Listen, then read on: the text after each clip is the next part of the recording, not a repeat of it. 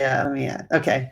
Hi, everybody. I decided to just go live at the last minute, probably because I kind of got dressed today to go live on Russ Hedges' podcast to take his place because he's not feeling well due to COVID. And so I decided, well, since I kind of did my hair and look halfway decent, I think I'll go live and just share some things, just sharing some things about this journey we call life. And some of you watching may be able to relate. Some of you may not be at the stage I'm in to be able to relate, but this will be just short. So in 2019, May, I graduated onto bigger and better things. I felt like I was leaving working for the Department of Defense, working for the Navy for my whole career, and moving on to something. I didn't know what exactly. What was it that I wanted to create? I wasn't even sure. Who am I? I wasn't even sure. I was an empty nester. I'm single. How do I want to spend the rest of my life?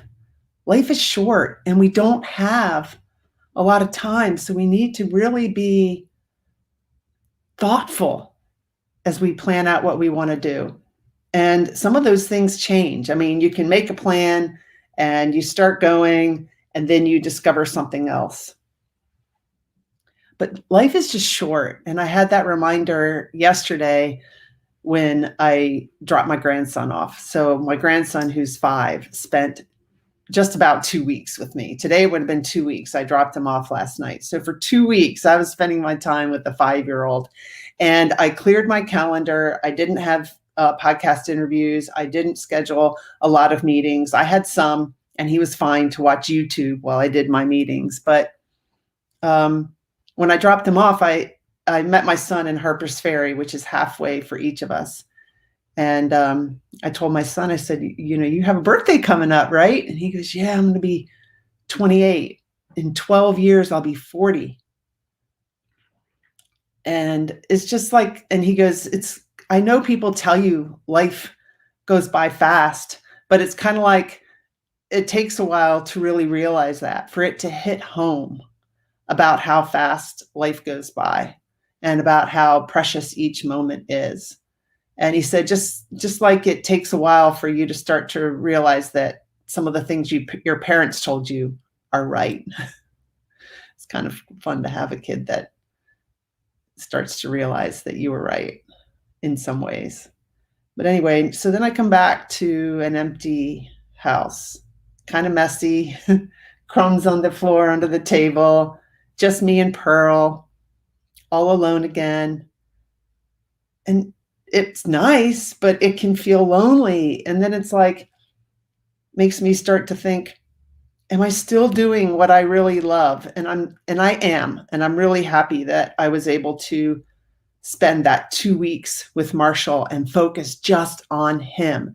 And what really helped me do that, and maybe some of you don't need this mental fitness coaching, maybe you're just always in the present moment, but I wasn't. It was really hard for me to slow down when I retired. I was a high achieving woman, just going, achieve.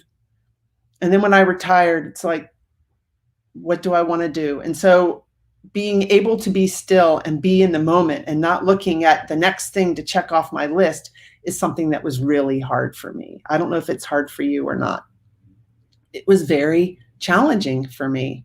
And so by doing the mental fitness coaching program that I now coach, that I participated in with Shirzad Chamine, the author of this best-selling book, really helped me be in the moment and enjoy every minute that I had with Marshall. And so I guess the point of this short live is to just say, make sure you're enjoying every minute. Life is about those minutes, those seconds, those special moments. And one of the movies I watched with Marshall this weekend, I think it was called Soul, it was on Disney. And it's an awesome movie. It's a great lesson. And in the end, the person realizes that it's not always about finding your purpose and going for that purpose. it's also about enjoying the moments. The time when your grandson jumps into the pool and goes underwater for the first time on his own and is so happy. I was there to see it. My face wasn't in my phone. I wasn't thinking about my next to-do list thing on my to-do list. I was there just really enjoying Marshall.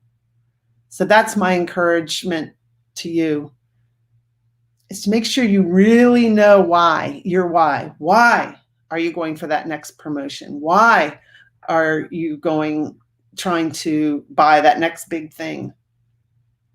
Why do you feel like something outside of you is going to make you happy? Because where it comes from is those special moments, and we all need that reminder.